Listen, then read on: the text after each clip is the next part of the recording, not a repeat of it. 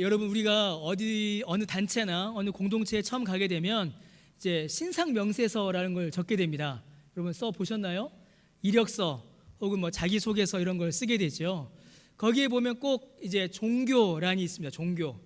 여러분은 그 종교란에 뭐라고 기록을 하시나요? 우리 성가대만 대답을 하셨어요. 여러분은 자기소개란에 신상 명세서란에 종교 그 칸에 뭐라고 기록하십니까? 기독교라고 하시나요? 저는 기독교라고 분명히 씁니다. 여러분 기독교가 무엇일까요? 과연 기독교가 여러분 무엇이라고 알고 계십니까? 내가 기독교인이다, 그리고 내가 기독교라고 나를 소개한다라고 한다는 말은 여러분 어느 누가 나에게 기독교를 좀 설명해 달라라고 말할 때에 그것을 설명할 수 있는 수준을 말합니다.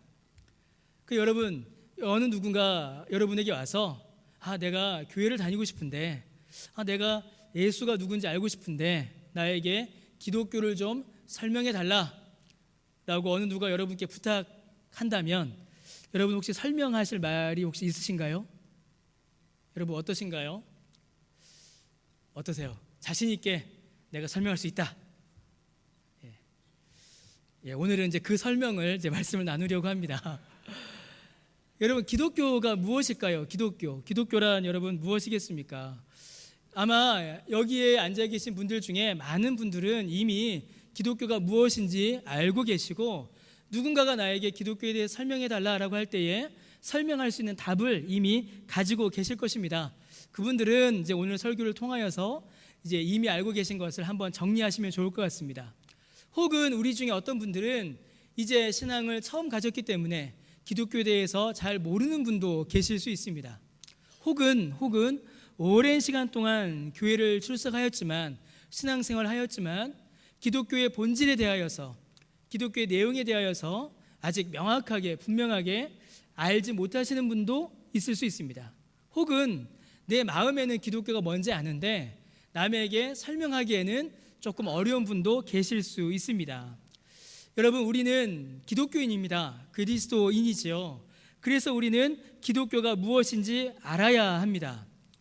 최소한 남에게 기독교를 설명해 줄 수 있을 만큼은 우리가 기독교에 대해서 알고 있어야 합니다. 만약에 우리가 그 답을 알지 못한다면 우리가 기독교에 대해서 답하지 못한다면 지금 이 시간 이곳에서 예배하는 우리의 이 모임은 여러분 어쩌면 헛된 것이 될 수도 있습니다. 여러분 기독교는 뭘까요? 기독교를 한마디로 말하면 뭘까요? 기독교는 예수 그리스도에 관한 것입니다. 뭐라고요? 예수 그리스도에 관한 것입니다. 기독교는 예수 믿어서 복 받는 거, 기독교는 잘 되는 거, 이게 아닙니다. 기독교는 뭐라고요? 예수 그리스도에 관한 것입니다. 이게 기독교입니다. 요한복음 14장 6절의 말씀처럼 예수님을 통하여서 오직 예수님만을 통하여서 우리가 성부 하나님께로 나아갈 수 있습니다. 요한복음 16장 17절의 말씀대로 예수님께서 우리에게 보혜사 성령님을 보내주십니다. 성부 하나님께로 나아가는 구원의 길도 성령을 받는 것도 오직 예수 그리스도만을 통하여서 우리가 받을 수 있습니다. 여러분 하나님께서 우리에게 알려주신 구원의 유일한 길은 무엇일까요? 예수 그리스도이십니다. 제가 얼마 전에 아주 충격적인 이야기를 하나 들었습니다. 이제 어느 교회를 섬기시는 분이세요. 어느 교회를 섬기 중직자세요. 이렇게 지나가다가 만났습니다. 그러다가 갑자기 저한테 그 옆에 있는 단체예요. 거기 좀 어떻게 좀 잘 해봐 이러시는 거예요. 그래서 제가 그러게요, 제가 기도하고 있습니다라고 말했어요. 근데 그분이 뭐라고 말씀하셨냐면 기독교나 거기나 결국에는 하나님께로 만나는 거 아니겠어요? 이러시더라고요. 제가 그 말을 듣고 굉장한 충격을 받았습니다. 권사님이신데 그렇게 말씀을 하시는 거예요. 여러분 맞습니까? 그렇게 생각하십니까? 아닙니다. 절대 그렇지 않습니다. 하나님께서 우리에게 보여주시고 알려주시고 허락해주시고 열어주신 구원의 길은 오직 예수 그리스도밖에는 없습니다. 이것이 무너지는 순간 우리의 신앙은 무너집니다. 그래서 기독교는 누구에 관한 것이라고요? 예수 그리스도에 관한 것입니다. 이러한 기독교의 성격은 로마서 11장 36절에 한 구절로 이렇게 요약되어 있습니다. 우리 같이 한번 읽어보겠습니다. 이는 만물이 주에게서 나오고 주로 말미암고 주에게로 돌아감이라. 그에게 영광이 세세에 있을지어다. 아멘. 이게 바로 기독교입니다. 예수님으로부터 만물이 창조되었고 예수님께로 말미암고 예수님에게로 돌아가서 오직 예수님께만 영광을 올려드리는 것, 그것이 바로 기독교입니다. 오늘 말씀은 이제 이 말씀을 오늘 본문을 통하여서 하나씩 이제 살펴보고자 하는 것입니다. 여러분, 기독교 신앙을 세우며 기독교의 본질을 이루는 세 가지의 기둥, 세 가지의 바탕이 있습니다. 첫째는 예수 그리스도를 아는 것입니다. 기독교는 예수 그리스도를 아는 것입니다. 그리고 둘째는 예수 그리스도를 믿는 것입니다. 그리고 셋째는 예수 그리스도를 따르는 것이십니다. 이렇게 세 가지로 이 기독교 신앙을 말할 수 있습니다. 예수 그리스도를 아는 것, 예수 그리스도를 믿는 것, 예수 그리스도를 따르는 것. 이 세 가지에 대해서 좀 더 많은 설명을 드릴 수 있지만 나중에 기회가 있을 때 또 말씀 좀 나누도록 하겠습니다. 예수님을 알고 예수님을 믿으며 믿음으로 말미암아 그 삶이 예수님을 따르는 것, 여러분, 그것이 바로 기독교입니다. 사실 이 셋은 서로 분리될 수가 없습니다. 그러니까 기독교라고 할 때에 이 세 가지가 하나로 함께 기독교 신앙을 이루고 있는 것이죠. 여러분, 이 셋이 분리될 때에 혹은 이 셋이 따로따로 있을 때에 여러분, 우리는 바른 길을 잃어버리게 되고 무너지게 됩니다. 예수님을 알아야 믿게 되고 예수님을 믿으면 예수님을 따라가게 된다는 것입니다. 내가 예수도 알고 예수도 믿는데 내 삶은 예수님과 상관없는 삶을 산다. 그것은 여러분, 기독교에서 어떻게 된 걸까요? 벗어나 버리게 되는 겁니다. 여러분, 우리는 먼저 예수님을 알아야 합니다. 그리고 우리는 예수님을 알게 됩니다. 누군가의 소개를 통하여서, 전도를 통하여서 예수님을 듣고 알게 되죠. 그러나 여러분, 그저 아는 것만으로는 예수님을 믿는 믿음을 이룰 수가 없습니다. 우리는 예수님을 어떻게 알아야 하냐면 정확하게 알아야 합니다. 여러분, 우리는 예수님에 대하여 안다라고 말하지만 많은 경우에 오해와 무지에 빠지기가 쉽습니다.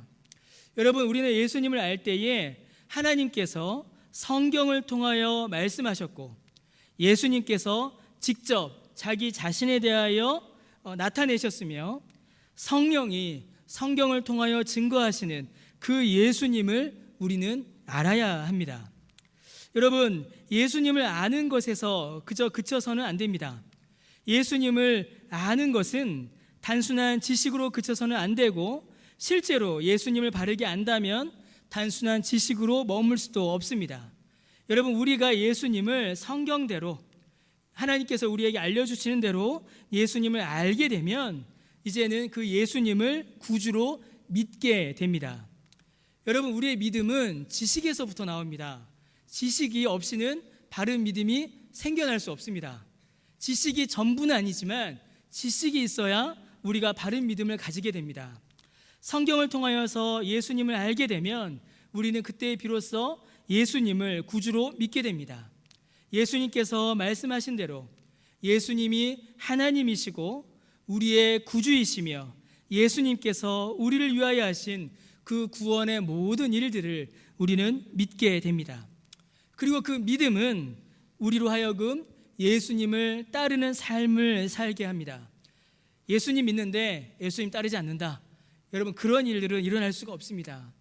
예수님을 믿는 이 믿음은 여러분, 예수님을 향한 신뢰입니다. 우리가 예수님을 믿고 의지하니 내 삶을 예수님께 맡기게 되며 예수님을 따를 수 있게 되는 것입니다. 예수님을 믿고 예수님을 따르며 예수님과 함께하는 삶, 그 삶을 살아가게 되는 것이죠. 그래서 여러분, 신자의 삶은 믿음의 열매가 되는 것입니다. 여러분, 이 세 가지를 꼭 좀 기억해 주시면 좋겠습니다. 기독교는 예수님을 아는 지식에서 시작하여 믿음으로 성장하고 삶에서 예수님을 따름으로 열매를 맺게 되는 것입니다. 예수님에 관한 것, 그것이 바로 기독교이며 그것이 바로 예수님을 믿는다라는 것입니다. 여러분, 오늘 우리가 읽은 마가복음 본문은 이 세 과정들을, 이 세 가지의 기둥을 우리에게 좀 더 자세하게 분명하게 보여주고 있습니다. 여러분, 예수님께서는 제자들에게 이렇게 질문하십니다. 자, 사람들이 나를 누구라고 하느냐라고 예수님께서 질문하시지요. 사람들은 그 예수님을 가리켜서 세례 요한, 엘리야 혹은 선지자라고 생각했습니다. 예, 축도는 아직 멀었습니다. 예, 깜짝 놀랐습니다. 자, 여러분, 사람들은 예수님을 가리켜서 세례 요한, 엘리야, 선지자라고 생각했지요. 여러분, 그들이 이렇게 생각한 것은 예수님을 사람의 관점으로 이해했기 때문입니다. 그들은 예수님을 영향력 있는 사람 혹은 신비한 능력을 가진 기적을 행하는 사람으로 예수님을 생각했습니다. 물론 예수님께서 많은 사람들을 가르치셨고 또 사람들이 예수님을 많이 따랐습니다. 또 예수님께서는 기적을 많이 행하셨지요. 그러나 이러한 설명이 예수님에 대한 정확하고 충분한 지식은 될 수 없습니다. 유대인들은 예수님을 철저히 사람의 기준으로 생각했습니다. 그들이 아는 예수님, 그들이 생각한 예수님은 그저 뛰어난 사람, 놀라운 사람에 불과했습니다. 저 예수 대단하네, 세례 요한 같네, 엘리야 같네, 선지자 같네, 훌륭하네, 여기에서 그쳤던 것입니다. 여러분, 사실 예수님에 대한 왜곡되고 부족한 지식은 여러분 오늘날도 우리가 쉽게 찾아볼 수 있습니다. 세상은 물론이죠. 세상은 물론 예수님에 대하여 왜곡된 지식을 가지고 있습니다. 그러나 교회에서마저도, 교회 안에서마저도 우리는 예수님을 오해하고 예수님에 대하여 잘 모르고 있는 그런 일들이 우리에게 일어납니다. 여러분은 예수님을 어떤 분이다라고 생각하고 계십니까? 여러분이 아는 예수님, 여러분 예수님에 대하여 어떻게 알고 계십니까? 여러분, 혹시 예수님을 세계 4대 성인 중에 한 분으로 혹시 알고 계시지 않으십니까? 세계 4대 성인 중 인류 역사 가운데 가장 위대한 인물 중에 한 분으로 혹시 그렇게 생각하고 계시지 않으십니까? 혹은 최고의 도덕적인 모범을 보이신 분으로 생각하고 계시지 않으십니까? 혹은 2000년 전에 유대 땅에서 놀라운 기적을 행했던 초능력자로 여러분 그렇게 생각하고 계시지 않으십니까? 혹은 예수님을 만들어진 상상의 인물, 허구의 존재로 여러분 생각하고 있지 않으십니까? 여러분, 많은 사람들은 자기가 믿고 싶은 대로 그리고 자기가 가지고 있는 지식의 수준대로 예수님을 이해하고 예수님을 생각합니다. 여러분, 예수님은 심판의 주이십니다. 예수님은 구원자이신 동시에 예수님께서 다시 오실 때에는 심판을 행하실 것입니다. 그러나 많은 사람들이 예수님의 심판은 거두어내고 그저 착하고 친절한 친구로만 예수님을 그려냅니다. 여러분, 그런 그림들 혹시 보셨을 것 같습니다. 이제 예수님을 아주 귀엽게, 예쁘게, 친근하게 그려놓은 그런 그림들 혹시 보셨을 것 같습니다. 여러분, 예수님은 사자와 같은 분이십니다. 창세기에 그렇게 기록이 되어 있지요. 여러분, 예수님은 심판자이시고 예수님은 죄에 대하여 진노하는 분이십니다. 그런데 예수님을 그저 귀엽고 친근하고 예쁜 이미지로 그려내기 시작하면, 그저 착하고 친절한 친구로만 그려내기 시작하면 우리는 예수님에 대하여 부분만 알게 됩니다. 여러분, 예수님은 거친 들에서 제자들과 함께 다니셨습니다. 여러분, 예수님의 직업이 무엇이었는지 혹시 알고 계신가요? 목수이셨죠. 목수이셨습니다. 여러분, 거친 손으로 거친 일을 하던 분이셨습니다. 제자들은 어부였고 그들 중 상당수는 노동자들이었습니다. 그러나 많은 그림들, 많은 이미지들은 예수님을 그저 잘생긴 금발의 백인 남성으로 그려냅니다. 여러분, 심지어 어떤 사람들은 예수님을 정치적인 혁명가로 보기까지도 합니다. 여러분, 많은 사람들이 예수님을 자기가 믿고 싶은 대로, 자기가 알고 싶은 대로 그려내고 만들어내고 그렇게 생각합니다. 여러분, 우리는 예수님에 대한 지식을 새롭게 해야 합니다. 예수님에 대한 우리의 지식이, 예수님에 대한 우리의 정보가 성경으로 바르게 세워져야 합니다. 성경을 통하여서 우리에게 알려주시는 그 예수님을 우리는 알아야 합니다. 여러분, 그 예수님 어떤 분이실까요? 예수님께서는 또다시 제자들에게 질문하심으로 이 답을 우리에게 주십니다. 29절에 보시면 예수님께서는 제자들에게 또 질문하십니다. 자, 그러면 너희는 나를 누구라 하느냐라고 예수님께서 질문하십니다. 이때 베드로가 예수님께 대답하지요. 여러분, 베드로는 제자들의 대표이니 베드로의 답은 제자들의 답이기도 합니다. 너희들은 나를 누구라 하느냐라고 예수님께서 물으실 때에 베드로가 답합니다.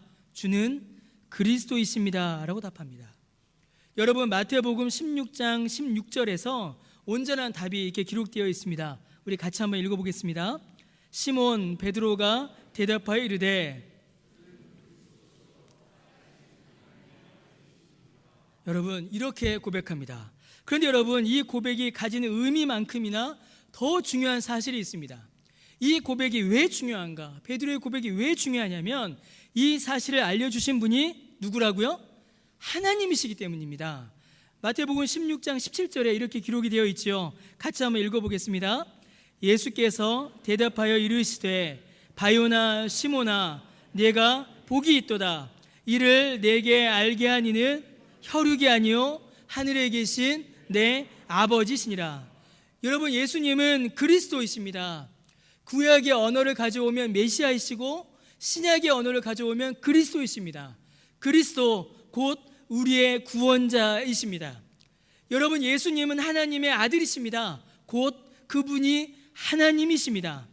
그분은 우리의 창조주이시며 우리의 영원한 왕이시며 우리의 주이십니다. 여러분, 이 말을 누가 지어냈습니까? 제가 방금 드린 이 말씀이 제가 만들어낸 말도 아니고 사람이 연구한 것도 아닙니다. 하나님께서 알려주신 예수님에 대한 지식입니다. 하나님께서는 우리에게 예수님에 대하여 알려주시기를 그는 그리스도, 그는 메시아, 우리의 구원자이시다라고 알려주십니다. 여러분, 하나님께서 우리에게 예수님에 대하여 알려주시기를 그가 하나님이시다라고 우리에게 알려주십니다. 여러분, 예수님에 대하여 그렇게 우리는 알아야 합니다.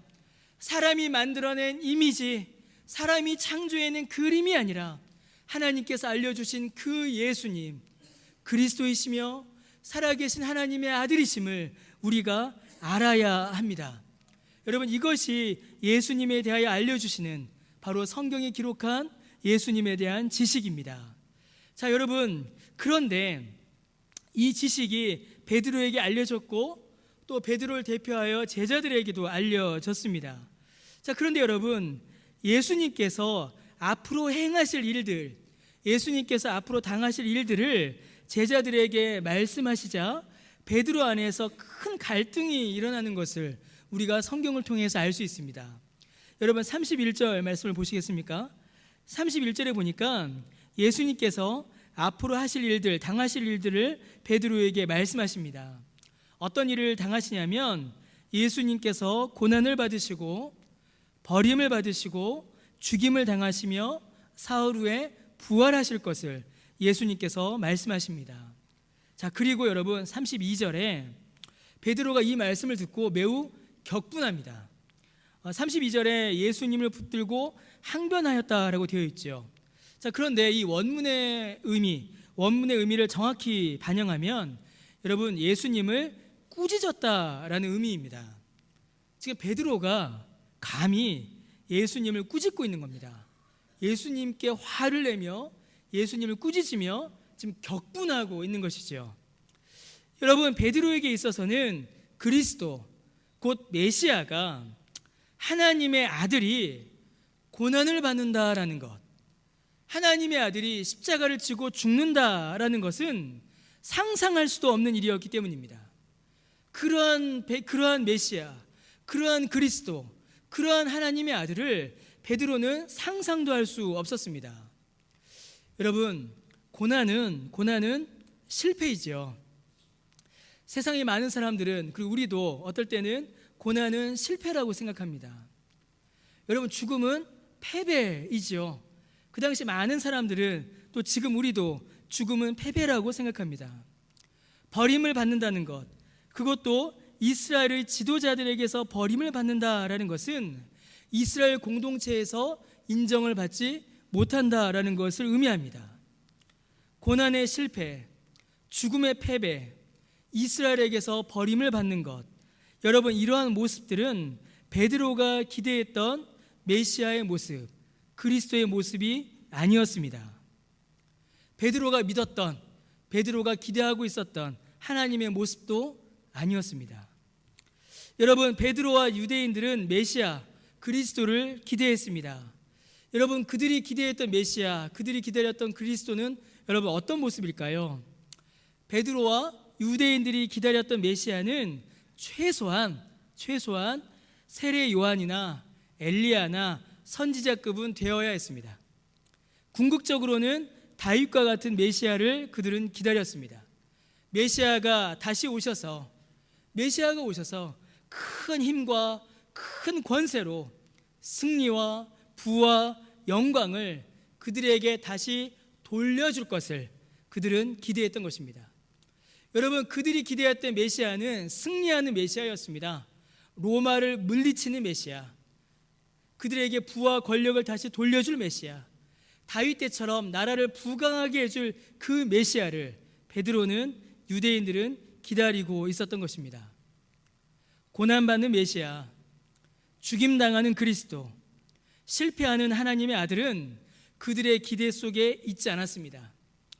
그들이 원하는 것, 그들이 기대했던 것을 이루어 줄 수 없는 메시아는 그들이 기다렸던 메시아가 아니었습니다. 예수님께서 고난받고 죽으실 것을 말씀하시자 베드로는 그 메시아를, 그 예수님을 받아들일 수 없었던 것입니다. 예수님께서 앞으로 하시고자 하셨던 그 일들을 베드로는 이해할 수가 없었던 것입니다. 베드로가 가진 생각, 베드로가 가진 기대, 베드로가 가진 소원과는 다른 모습에 베드로는 격분하고 있었습니다. 여러분, 바로 여기에 필요한 것이 믿음입니다. 바로 여기에서 믿음이 필요합니다. 여러분, 믿음이 무엇일까요? 믿음. 여러분, 믿음이 뭐라고 생각하십니까? 여러분, 믿음은 그저 내가 믿고 싶은 것을 믿는 것, 그것이 여러분 믿음이 아닙니다. 여러분, 우리는 오랜 시간 동안 좋은 믿음에 대해서 약간 잘못 알고 있었습니다. 큰 소리로 믿습니다를 외치고 내 안에 한 점의 의심도 없이 굳건히 믿으면 그것이 믿음이다라고 우리는 생각하고 있습니다. 그러나 여러분, 믿음은 자기 확신이 아닙니다. 큰 소리로 믿습니다를 아무리 외쳐도 그것이 참된 믿음과는 아무 상관이 없을 수도 있습니다. 왜 그렇습니까, 여러분? 베드로, 여러분, 유대인들을 한번 보십시오. 유대인들은 메시아를 믿고 있었습니다. 어떤 메시아를 믿고 있었나요? 로마를 물리쳐줄 메시아를 굳게 믿고 있었습니다. 그런데 그 믿음은 바른 믿음이 아니었습니다. 여러분, 그들이 믿고 있던 메시아, 어떤 메시아였습니까? 이스라엘을 다시 다윗 때처럼 부강하게 해줄 그런 메시아를 유대인들은 굳게 믿고 있었습니다. 그런데 그들이 아무리 굳게 믿고 있었다 하여도 그 믿음은 바른 믿음이 될 수 없었습니다. 여러분, 믿음은 자기 확신이 아닙니다. 믿음은 한 점 의심 없이 내가 붙들고 있는 내 확신, 여러분, 그것이 믿음이 아닙니다. 여러분, 믿음은 예수님께서 나를 위하여 일하심을 믿는 것입니다. 여러분, 믿음은 예수님께서 행하신 모든 것이 나를 위한 일임을 믿는 것, 여러분, 그것이 바로 믿음입니다. 여러분, 예수님께서 저와 여러분을 위하여 무슨 일을 해주기를 원하십니까? 여러분이 예수님께 기대하는 것이 있으시다면 여러분, 무엇을 여러분 예수님께 기대하십니까? 여러분이 예수님께 기대하는 선물이 있다면 여러분, 무엇을 기대하고 계십니까? 여러분, 우리는 가끔 여기에서 실수할 때가 있습니다. 여러분, 혹시 진이라고 아세요? 진이 아십니까? 진이가 뭐죠? 알라딘이 가지고 있었던 요술램프. 그래서 요술램프를 딱 꺼냅니다. 그래서 그 요술램프를 이렇게 싹싹싹 쓰다듬어요. 그럼 펑 하고 거기서 뭐가 나옵니까? 지니가 나오죠. 알라딘의 요술램프 속에 있던 요정이 이름이 뭐예요? 지니입니다. 그럼 그 지니가 펑 나타나서 알라딘에게 뭐라고 말합니까? 왜 나를 깨웠냐? 너의 소원 3가지를 말해봐라. 내가 들어줄게. 이렇게 이야기합니다. 여러분, 참 안타깝지만 우리가 예수님을 믿을 때에 알라딘이 지니 믿듯이 믿을 때가 있습니다. 예수님을 지니처럼 믿어서는 안 됩니다. 내가 원하는 것, 내가 생각하는 것, 내가 바라는 것, 그 일을 다 해줄 뿐으로, 그 일들을 다 이루어질 뿐으로 여러분, 그렇게 예수님을 믿는 것은 성경이 말하는 바른 믿음이라고 말할 수가 없습니다. 사랑하는 성도 여러분, 예수님께서 저와 여러분을 위하여 하실 일, 예수님께서 저와 여러분을 위하여서 이 땅 위에서 하신 일, 여러분 그 일이 무엇일까요? 여러분, 예수님께서 저와 여러분을 위하여 무슨 일을 하셨습니까? 여러분, 예수님께서 저와 여러분을 위하여 하신 일은 고난을 당하시고 십자가를 지시고 죽고 부활하시는 것이었습니다. 여러분, 저와 여러분을 위하여 예수님께서는 고난 당하셨고 십자가 지셨고 죽으셨고 부활하셨습니다. 왜 그렇게 하셔야 했을까요? 여러분, 예수님의 죽음과 예수님의 고난과 예수님의 십자가가 아니면 저와 여러분이 구원을 얻을 수 있는 길이 없기 때문입니다. 여러분, 예수님의 십자가 외에는 구원의 길이 없기 때문입니다.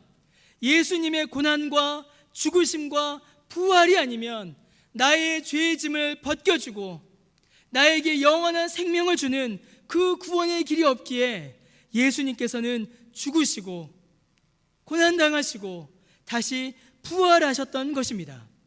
여러분, 믿음은 바로 이것을 믿는 것입니다. 예수님께서 나를 위하여 행하신 일들, 예수님의 그 고난을, 예수님의 십자가를, 예수님의 부활을 믿는 것, 여러분 그것이 믿음입니다. 그의 고난과 십자가가 내 죄를 대신한 것임을, 예수님께서 죽으실 때에 내 죄도 함께 죽었음을, 예수님께서 부활하셨을 때에 나도 영원히 사는 생명을 얻었음을 믿는 것, 여러분 그것이 바로 참된 믿음인 것입니다.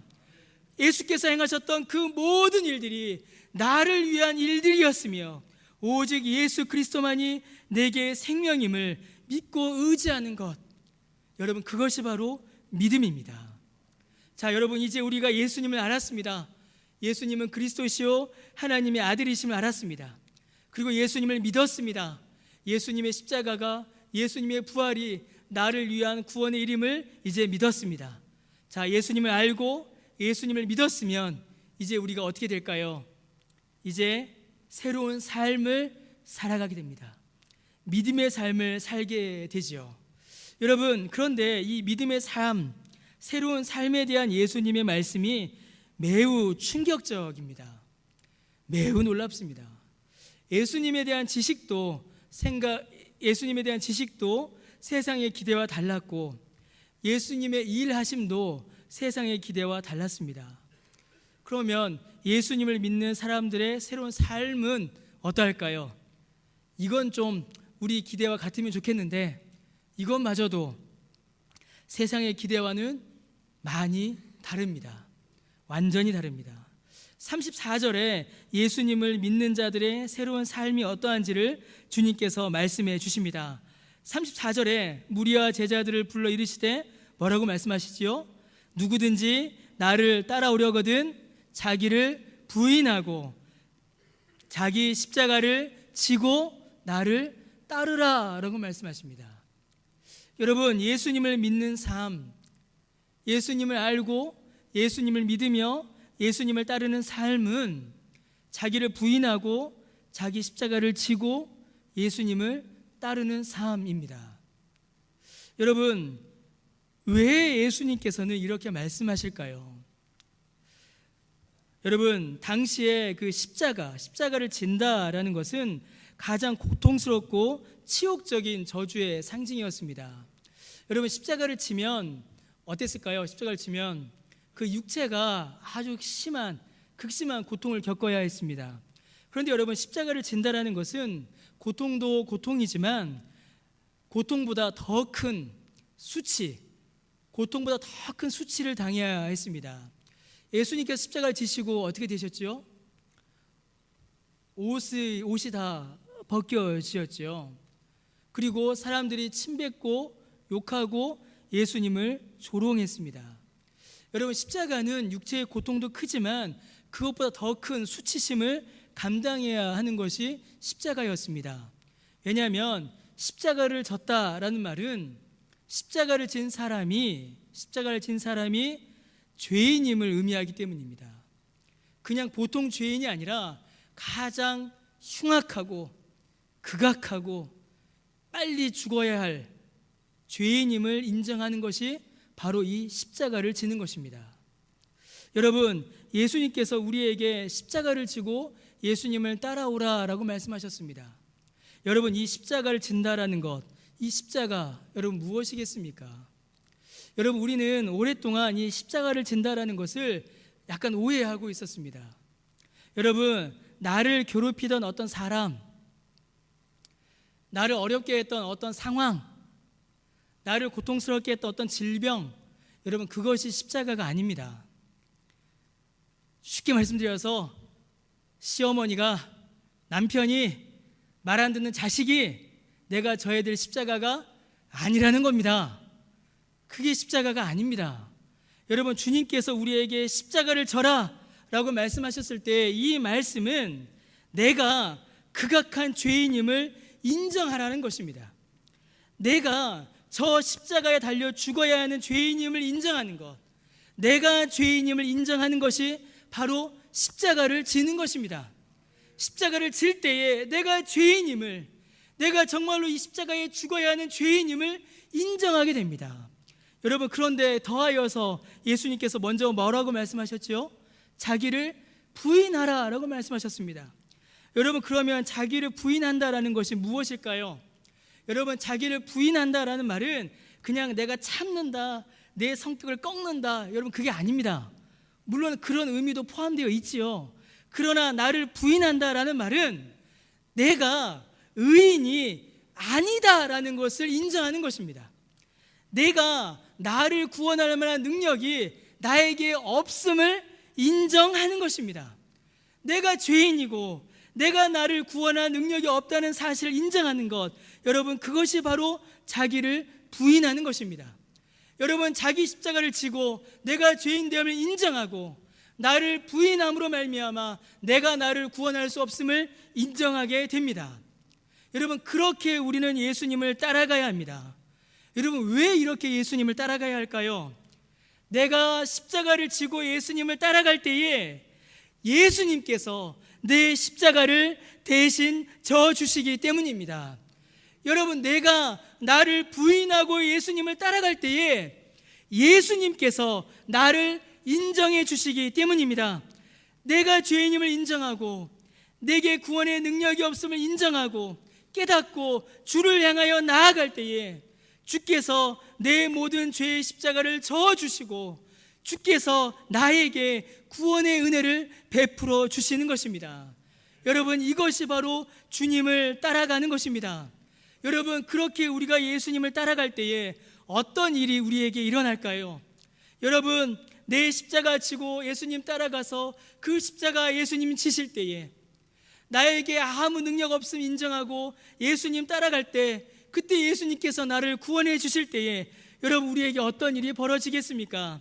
여러분, 이 땅을 버리고 우리는 하늘을 소유하게 됩니다. 여러분, 우리는 순간을 버리고 영생을 소유하게 됩니다. 죄와 사망을 버리고 거룩과 영광과 생명을 누리게 됩니다. 여러분, 우리는 잃으면 얻게 됩니다. 우리는 세상을 잃어버리면 천국을 얻게 됩니다. 여러분, 우리는 죽으면 살게 됩니다. 죄악된 나의 옛사람이 십자가에서 예수님과 함께 죽으면 거룩한 나의 새 사람이 예수님의 부활과 함께 영원히 살게 되는 것입니다. 예수님을 믿음으로 예수 그리스도의 죽음에 참여하여 죽으면 예수 그리스도의 부활과 함께 영원한 생명을 소유하게 되는 것입니다. 여러분, 그러면 그 삶이 어떤 삶으로 나타나게 될까요? 여러분, 오늘 성가대 찬양이 바로 그 답입니다. 어떤 삶으로 열매를 맺게 되냐면 성령 충만한 삶을 살게 됩니다. 예수님을 의지하여 성령의 충만으로 죄를 이기는 삶을 살게 됩니다. 죄를 끊어내게 됩니다. 죄가 아닌 거룩을 추구하는 삶을 살아가게 됩니다. 거룩과 영광의 삶을, 예수님을 닮아가는 삶으로 우리의 삶이 열매 맺게 되는 것입니다. 사랑하는 성도 여러분, 이 복을 누리시기를 주님의 이름으로 간절히 축원합니다. 여러분, 기독교 신앙은 그냥 관념이 아닙니다. 기독교 신앙은 어떤 환상을 바라보는 것도 아닙니다. 기독교 신앙은 누가 지어낸 거짓말, 누가 지어낸 소설을 이렇게 마음에 받아들이는 것도 아닙니다. 여러분, 기독교 신앙은 우리로 하여금 예수님을 알게 하고 우리로 하여금 예수님을 믿게 하여 그 구원의 능력과 그 구원의 영광과 그 구원의 생명으로 이 땅에서 살아가게 하는 것입니다. 죄악을 끊고 거룩으로 나아가며 사망을 이기고 생명으로 나아가며 이 세상에서 살고 있지만 저 천국의 영광과 존귀와 기쁨과 능력을 이 땅에서 맛보게 하는 것, 여러분, 그것이 기독교 신앙입니다. 그것이 우리가 믿는 믿음이라는 것입니다. 사랑하는 성도 여러분, 오늘은 성령 강림 주일입니다. 성령께서 우리에게 이 은혜를 주십니다. 여러분, 오늘 이제 말씀을 정리해 보도록 하겠습니다. 기독교는 예수님을 아는 것입니다. 그가 그리스도요 하나님이심을 아는 것입니다. 기독교는 예수님을 믿는 것입니다. 그분의 고난과 십자가와 부활이 내게 주시는 구원의 이름을 믿는 것입니다. 여러분, 기독교는 예수 그리스도를 따라 사는 것입니다. 내가 죄인이고 나에게 구원의 능력이 없으니 오직 예수님만 바라보며 사는 것, 예수님의 능력을 의지하여 사는 것, 여러분, 그것이 바로 기독교입니다. 사랑하는 성도 여러분, 그 영광의 길을 걸어가시는 저와 여러분 되시기를 주님의 이름으로 간절히 축원합니다. 여러분, 기독교 어떻습니까? 어떠세요, 기독교? 어떠세요? 참, 우리끼리 이런 얘기하니까 좀 그렇죠. 기독교 어떠십니까? 영광스러운 것입니다. 생명의 복음이 이 안에 있는 것입니다. 세상을 향하여서 크게 외칠 수 있는 것이고 세상을 향하여 자랑할 수 있는 것입니다.